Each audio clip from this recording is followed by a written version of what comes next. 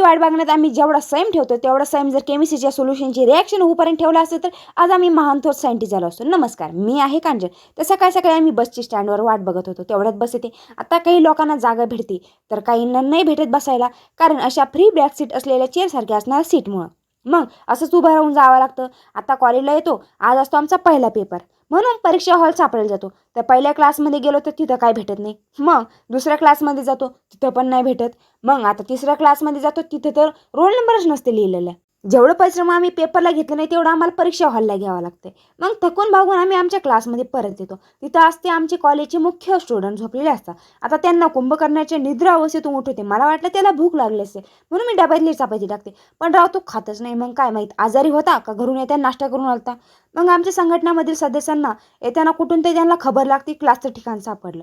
मग क्लासमध्ये गेल्या पहिलं काम असतं की मैत्रिणींच्या जागा पाहणं. एक ह्या कोपऱ्यात, दुसरी त्या कोपऱ्यात, तर चौथी दुसऱ्याच कोपऱ्यात. पेपर संपल्यावर तुम्हाला दिसलंच असेल आमच्या तोंडावरून की आमचा पेपर सोपा गेला. आता त्यानंतर एका तासाने होता दुसरा पेपर. मग तोपर्यंत एनर्जी येण्यासाठी ह्या छोट्या पोरांच्या गोळ्या खात असतो आम्ही. शेवटचा पेपर होता. पेपर झालं पहिलं काम असतं की कोणाचं किती चुकलं आणि कोणाचं किती बरोबर आलं. पण एक सांगू, खरंच शेवटचा पेपर अवघड होता.